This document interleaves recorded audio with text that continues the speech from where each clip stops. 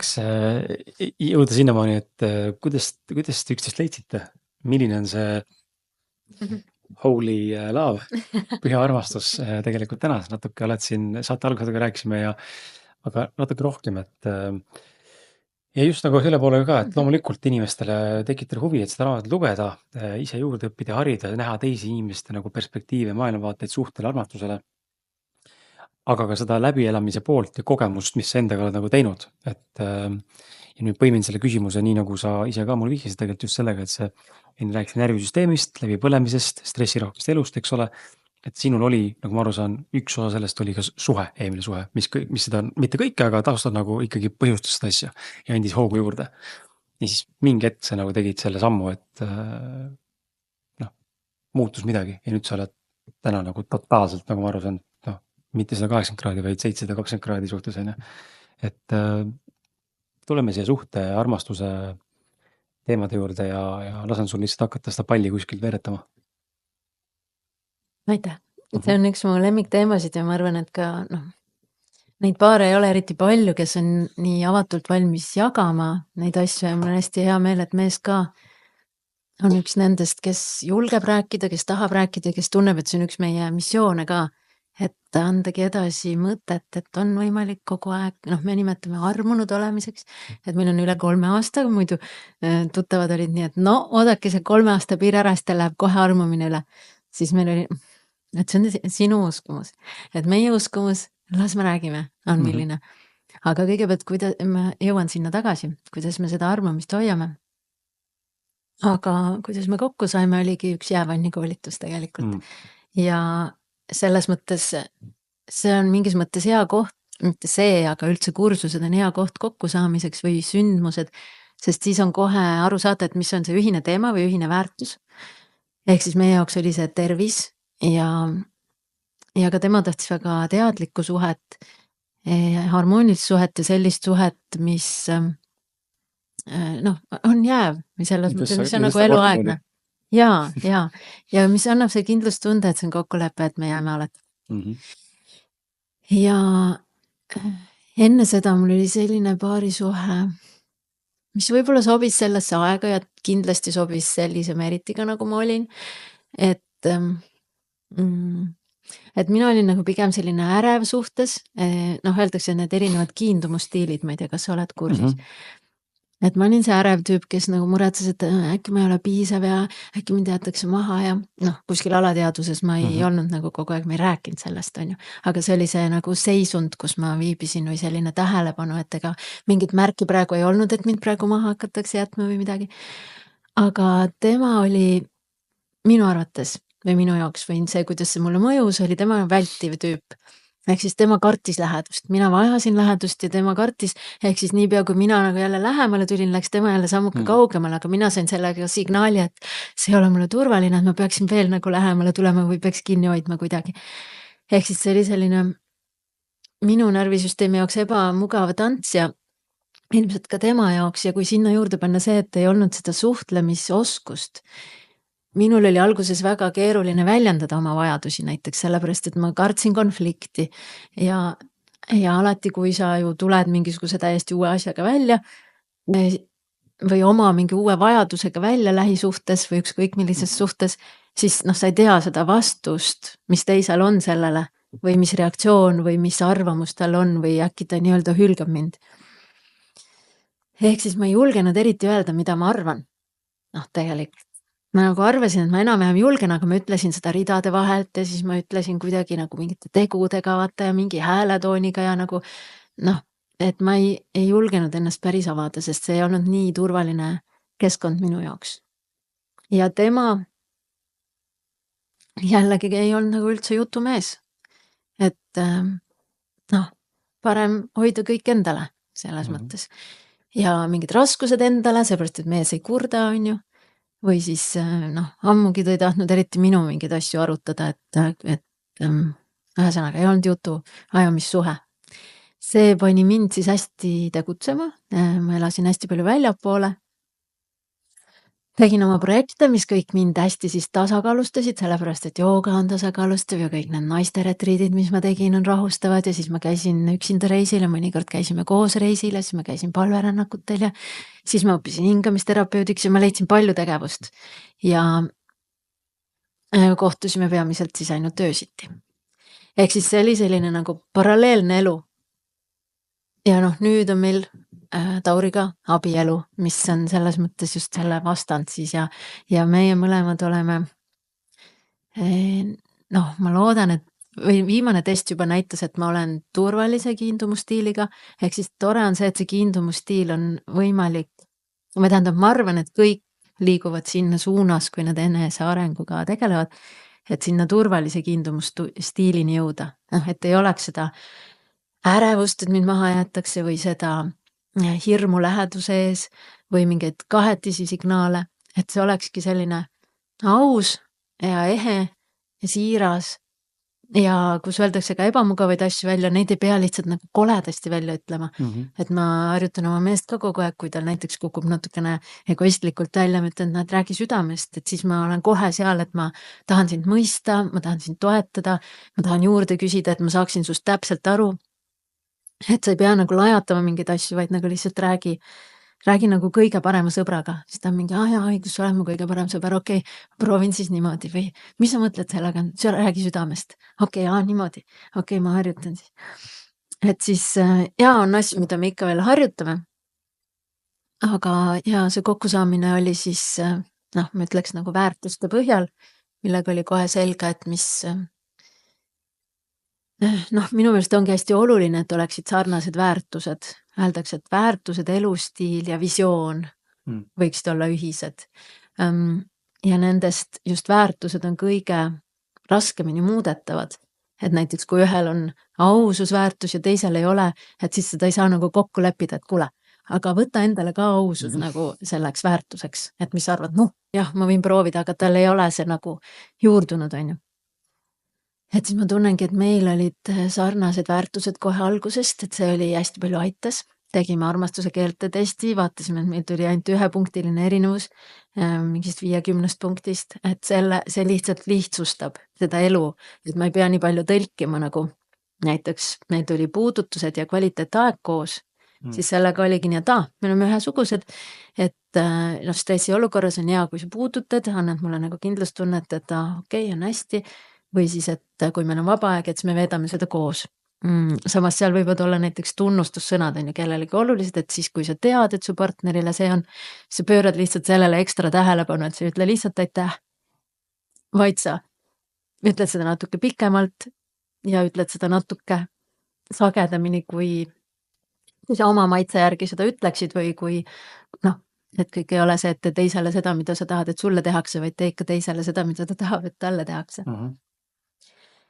Ja siis ongi, et elustiil oli meil ka selles mõttes sarnane, et me mõlemad väärtustasime und. Mina sõin siis juba liha, et pikalt ma ei söönud liha 24 aastat, aga mul oli selline aeg, kui selline murdepunkt, kui ma hakkasin lihtsalt, see ei olegi nagu pikk jutt mingis mõttes, et lihtsalt ma tundsin ära, et nüüd ma tahaks, aga see aju, see ratsionaalne aju oli mul ka nii tugev ja see identiteet oli nii tugev, et ma olen taimetoitlane, et nagu wow, et mis liha nagu, et mul läks 2 aastat enne, kui ma selle esimese ampsu võtsin. Selle otsuse või nagu vajadusega nii-öelda või tundega rahu tegid? Ja, ja siis veel see ei olnud ka nagu liha söömine, et mul sõbranna on arst ja naeris, et Merit, see ei ole söömine, kui sa kord kvartalis võtad nagu mingi ampsu.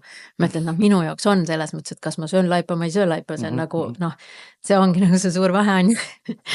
Et aga siis ma hakkasin rohkem sööma ja siis millalgi ühesõnaga see oli siuke järk-järguline protsess ja siis mees oli tol ajal taimetoitlane ja siis me jätsime selle nii, et kui me olime koos, mis me olime peaaegu kogu aeg, siis me sõime taimetoitu ja kui ta läks ära, näiteks ta oli Tartust pärit, siis ta käis vahetevahel seal, et siis oli minu kord siis süüa seda, mida mina siis tahan või mida ma vajasin. Et siis elustiiliga me arvestasime niimoodi ja me ütlesime veel visioon ehk siis see ettekujutus tulevikust.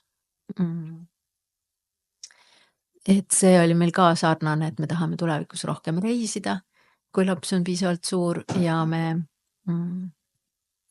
et me tahame kokku jääda, et noh, selline nagu pühendunud suhe ja siis see andiski meile nii palju turvatunnet, et ma arvan, et me selle tõttu ka oleme arenenud sinna turvalise kiindumusstiilini, kaasa arvatud siis, et sinna juurde käib siis ka see, et me julgeme ennast väljendada. Ehk siis ma hakkasin seda harjutama selles eelmises keerulises suhtes. Ja kus oligi, kui ma ennast väljendasin, võiski tulla mingi reaktsioon, mis mulle ei meeldinud, kui mingi uks paukus või mind jäeti üksi selle peale, et siis ma okei, kasuta hingamistehnikaid, tee seda nagu rahusta, koputa. Et siis nüüdses suhtes see on nii palju lihtsam, et pigem mina julgustan teda ja õpetan teda, et kuidas väljendada ja ikka noh, mis siis, et sa tead, et mulle ei meeldi, aga sa nagu räägi see põhjendus ära, et me oleme harjutanud nii, et ära räägi seda otsust enne, vaid räägi kogu mõttekäik. Ja siis ta räägib mulle kogu mõttekäigu ja siis lõpus, et noh, et ma ei tea, et see ainuke lahendus, mida mina näen praegu, oleks siis see või et ma tahan nii või siis ma olen nii, et see on loogiline, okei, just sa selle peale ka oled mõelnud või mõnikord ongi okei ja punkt, on ju. Et selles mõttes sellist nagu turvalist suhtlust saab harjutada ja see meil tuleb hästi välja. Ja see ongi hästi alus, ma arvan, et üks alus ongi pühendumine, ehk siis nagu otsustamine, et see on mu partner, et ei ole jalg ukse vahel. Ja teine on see suhtlemine, et noh, ükskõik mis tuleb, selles mõttes elu jooksul tuleb kõike ja et seda edasi anda õigel ajal ja õigel kujul või noh, selles mõttes nagu südamlikult siis. Et need on vist meie need põhiasjad ja siis pühendumise juurde käib ka see, mis ma ütlesin, et nädalas üks vaba päev. See oli mu mehel algusest peale, et see on mu tingimus. Et ma ütlen toi, et aga lapsega, aga tööga, et ma olen harjunud, et mul on kogu aeg tööaeg ja kogu aeg vaba aeg nagu. Ja ei olnudki 15 aastat mingit sellist nagu pausipäeva võtnud otseselt. Et ma vaatasin, et noh, kui ma seda võtan, siis kohe mingid asjad hakkavad kuhjuma, et mulle sobis parem teha nagu iga päev natuke midagi, nagu mõned tunnidki. Ja siis ma ei olnud sellist pausi võtnud, et siis see oli väga tervistav ja tervendav ja nüüd 3,5 aastat teeme ikkagi põhimõtteliselt iga nädal. Noh, on mingid erandid või mingi päev, kui ei õnnestu 24 tundi, vaid me teeme siis, et okei, täna kella 16-ni ja siis mul on need asjad. Aga et siis tõesti ärkame ilma äratuskellata ja noh, läheme sinna kuskile vooseisundisse. Aga sellest see oligi see üks nipp selle armumise juures, aga sinna ma jõuan, kui ma jälle pikemalt sõna saan, sa tahad vahepeal kindlasti midagi öelda. Ja ma tahtsin lihtsalt seda öelda, et see pool, et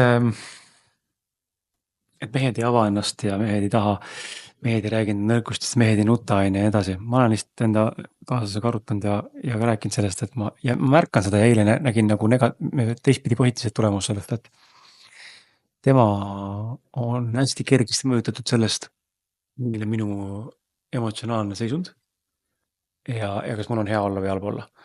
Ja kui ma ikkagi olen nagu stressis ja ta näeb seda ja mul on tuju ära võib-olla, eks ole, ma ei ole siin kodus, ma ei nuta, eks ole, või hala, aga lihtsalt ma olen nii-öelda natuke negatiivsemas seisundis, siis ta on nagu väga tugevasti mõjutatud sellest ja ta tegelikult tajub ka, et ta ei taha nagu väga palju nii palju koos nagu olla eriti, mitte teadlikult, aga alateadlikult.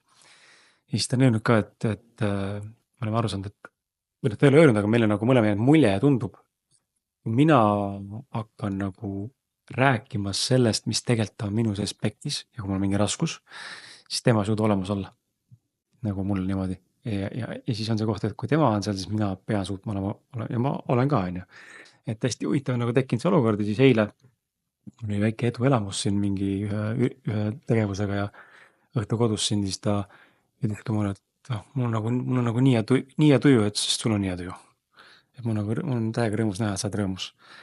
Et hästi tugev mõjutab täna. Ja see on see koht, kus tekib küsimus, et aga kuidas siis nagu mõnes olukorras mees saab jagada, kui tegelikult on see oht, et tegelikult naine saab olla ka mõjutatud sellest, kui mees ennast päriselt autentselt jagab.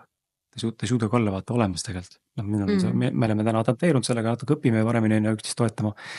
Aga reaalselt ongi see, et mees tahab avada ja nüüd siis tuleb välja, et aga ups, naine tegelikult ei olnudki valmis selleks nagu jutumärkides halaks.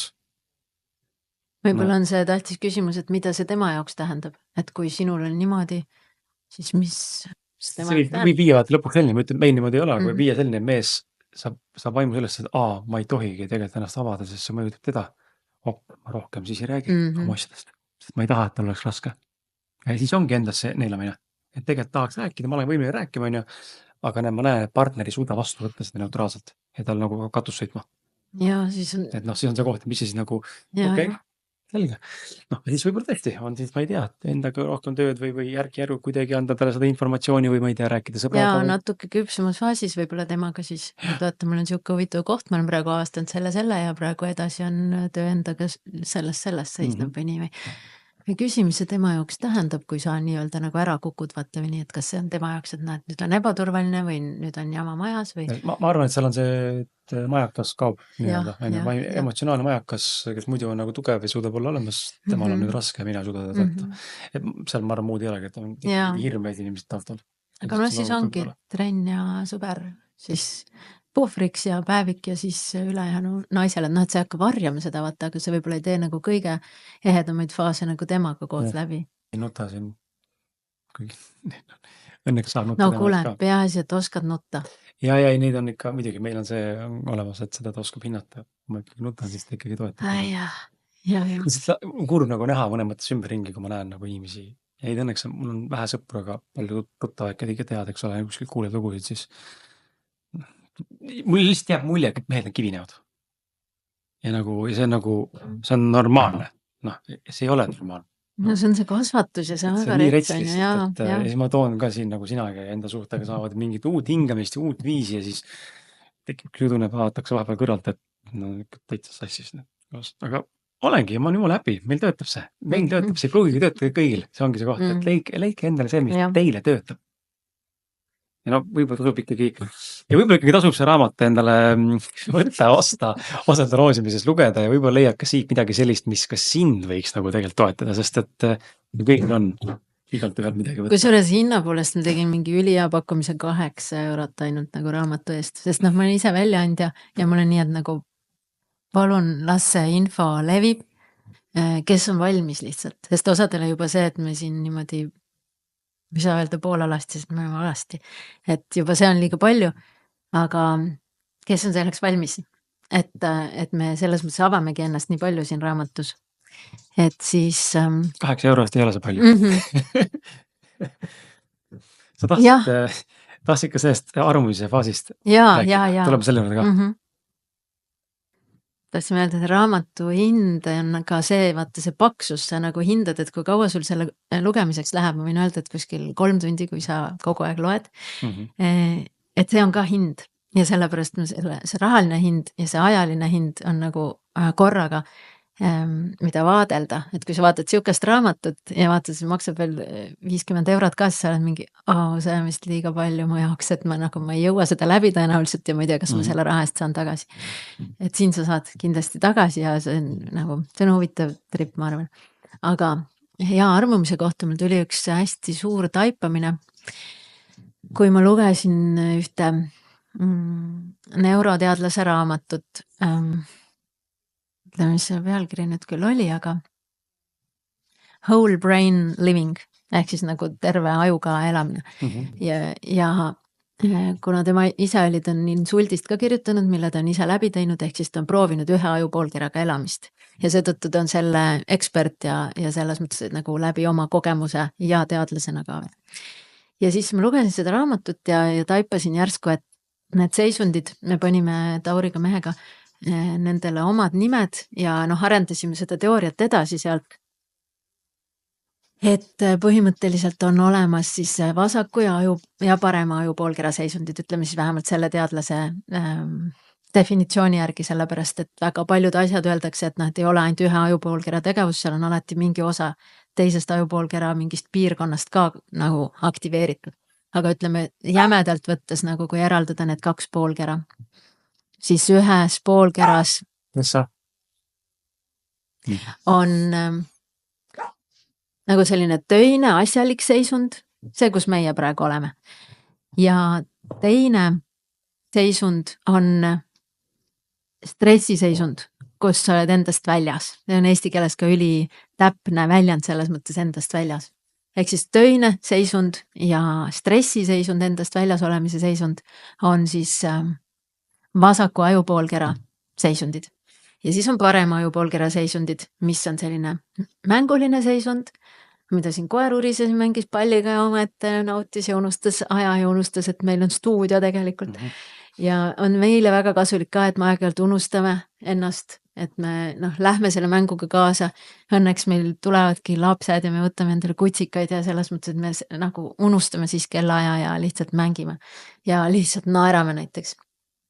Ja siis on meditatiivsed seisundid, need siis, kuhu saab ka jalutamisega ja ujumisega, rattasõiduga, aga siis ka hingamisega, nagu paigal mediteerimisega, tantsimisega, saunas, nagu sa mainisid. Et sellised seisundid, mis on siis parema ajupoolkera seisundid. Ja me mõtlesime selle peale, et väga paljud inimesed elavad ju selles töises seisundis ja siis nad on selles stressiseisundis aeg-ajalt ka veel sinna otsa ja sinna peale, ehk siis need on väga palju need vasaku ajupoolkera seisundid. Ja kui oma kaasaga viibida piisavalt palju nendes mängulistes ja meditatiivsetes seisundites, nagu me rääkisime, ka seks võib olla, tegelikult võib seks kõigis nendes olla, see võib olla töine asjalik, ehk siis kuule, mul on vaja ennast maha laadida, teeme nüüd ja nagu lühidalt ja see on see 3-5 minutiline Eesti keskmine. Või siis nagu ärrituse ja stressiseisundis, kus ongi nagu selline jõulisem seks ja mingi selline. Ta ei pruugi olla nagu stressiseisundis, aga ta võib nagu selle koha pealt olla. Või siis mänguline, lõbus, kerge, naeruga, mingite uute avastustega. Või siis meditatiivne, selline spirituaalne, selline sügav. Ja need kõik on okei, aga ma mõtlen, et ja need nagu vaheldumisi on okei, aga meie taipamine oligi see, et kui selles ajupoolkeras, kus on mängulisus ja meditatiivsus, kui selles koos viibida, neid tegevusi teha, siis see ühendab meeletult. Ja seal ongi see armastus, seal on ühendus, sest siin töises ja stressiseisundis tegelikult armastust ei ole. Mul on isegi niimoodi, et mul on praegu tööaeg, mul on arvutis, ma töötan püsti, et ma ei jääks nagu sinna mingi mõnulema ja tegema midagi, vaid ma teen lihtsalt ära ja ma lõpetan. Ja kui mul mees tuleb selja tagant mingi musi andma või kallistama, siis ma olen nagu, et mitte praegu, et see ei ole nagu üldse seksuaalne seisund. Ja et seal on nagu ainult fookus sellel asjal, me sellepärast ma ütlesin, et panime omad nimed sellele, et see on teerulli seisund. Selles mõttes, et ma lihtsalt rullin edasi praegu ja ära sega, ma rullin muidu nagu sind ka nii-öelda sinna. Ja jalutuskäigul ka meil on nagu oma see ring, seal on asfalt, seal on mets ja meri ja siis on jälle asfalt, et siis ainult asfaldil me tohime teed rullida, ehk siis töiseid jutte arutada ja need muud on sellised, kus me vaikime või laulame või arutame mingeid unistusi või midagi sellist, et me jälgime, et võimalusel, kui vähegi on võimalik, siis me see pool tundi kuskil ei räägi nagu neid töiseid ja igast plaane ja igast nagu muresid vaid lihtsalt läheme selle looduse meeleoluga kaasa ja kindlasti teeme seda laulu seal vahepeal ka. Iga kord erineva meloodiaga, aga lihtsalt ümiseme ja mõtleme iga kord selle välja või laseme sellel tulla. Ja siis me avastasime, et kui me kogu aeg töiseid asju räägime, siis me põhimõtteliselt võime nagu kõik täis asfalteerida ja pärast me oleme kurvad, et nagu midagi jäänud järgi, ühtegi puud, ühtegi mitte midagi, kõik asfalteerisime ära. Ja siis seda stressiseisundit me nimetame sisalikuks, sellepärast, et nagu meil on see inimeste aju kiht, siis seal all on, või ütleme, alustame sellest reptiilsest ajust, mis on see ajutüvi, see ongi see sisaliku ja roomajate aju, mis nagu kangestub, kui on stress või siis ründab, kui ta on juba näiteks draakon, tuldpurskav mingi lohe. Siis on järgmine kiht see imetaja aju, mis on emotsionaalne aju ja siis on alles see ratsionaalne aju seal kõige peal. Ehk siis, et me võime väga kiiresti sinna sisalikku ka minna, et siis me seda niimoodi nimetame ja siis meil on nii, et okei, et kuidas me siit välja saame. Ja siis meie üsna hiljutine avastus on see, et mina lähen sümpaatilisse närvisüsteemi reaktsiooni, ehk siis nagu süda hakkab lööma, ma hakkan higistama, ma olen nagu ärev, hakkan kiiresti hingama, aga tema läheb tegelikult nagu sellisesse freeze'i seisundisse, kus nagu väliselt ei ole mitte midagi, nagu poker face põhimõtteliselt. Võib olla, et isegi süda lööb aeglasemalt, hingamine peaaegu kaob ära ja ta on lihtsalt mingi kuskil läinud nagu ja temaga ei saa eriti ühendust siis. Et siis me avastasime, et okei, et temale ei mõju see hingamine, et hinga lühemalt sisse ja pikemalt välja. vaid selleks, et ennast aktiveerida nagu üldse sealt kohast välja saada, on temal vaja pikemalt sisse hingata ja lühemalt välja ja hakata ennast nagu tasapisi lihtsalt natukene liigutama. Ja siis me kasutame peegeldamist sellistes olukordades, kui tekib selline freeze või selline mingi stressireaktsioon meis ühes või teises või mõlemas. Et siis me nagu, mis juhtus ja siis üks on vait ja siis teine me katse-eksitusmeetodiga avastasime, et mõistlik on niimoodi, et see räägib enne, kes oli vähem aktiveeritud. Et kellel nagu, sest tema nagu on kainem. Ta nagu räägib, et okei, see asi oli nii mõeldud, ma panin selle asja sinna sellepärast ette, blablabla. Ja siis see teine saab aru, et okei, see on sellepärast, et sa hakkad kohe minema või see, okei. Ja siis saab see teine rääkida, sest et muidu kui see, kes rohkem närvis oli ja kes justkui nagu ka vajab siis nagu kohe kuulamist, tal on tegelikult üsna nagu kuna need tähendused ta andis nagu nii aburad juba, et siis nagu pole mõtet lasta tal seda nagu rääkida mõnes mõttes. Lahmimise faas tekib seal. Ja peegeldamise kohas meil siiski mitte lahmimise, aga vaata lihtsalt on nii nagu lappes valesti aru saanud sellest asjast ja siis ütleb, et siis tekitas mul sellist emotsiooni ja siis sa juba kuulad, et oh god, kui ta nüüd ainult teaks seda, mis tegelikult oli nii-öelda tegelikult. Ühesõnaga, et siis me kasutame peegeldamist. Ja siis see mänguline ja meditatiivne seisund, et me hoolitseme, et me nendes oleksime. Et see on meie jaoks tantsimine. Meil on isegi tantsupost kodus. Ja siis ongi naermine koos. Et sellised asjad on mängulise poole pealt ja seda esindab rohkem mu mees, see on tema nagu selline päris olemus ja mina esindan rohkem seda meditatiivset, seal on minu nimekiri pikem, mida saab siis koos teha, et koos hingata ja koos masseerida ja siis kaisutada ka, et lihtsalt olla, ma nimetan seda nagu kassipojad, et need kassipojad, kes on pimedad, nad on lihtsalt nagu lähevad hästi üksteise vastu niimoodi, et siis mulle ka meeldib lihtsalt niimoodi olla, et siis, et ära kallista, ära nagu pigista, ära roni mul peale, vaid nagu lihtsalt oleme niimoodi kõrvuti, nagu need kassipojad, siis on okei. Et see tekitab minus seda läheduse hormooni ja see on minu jaoks selline meditatiivne seisund ja talle meeldib ka.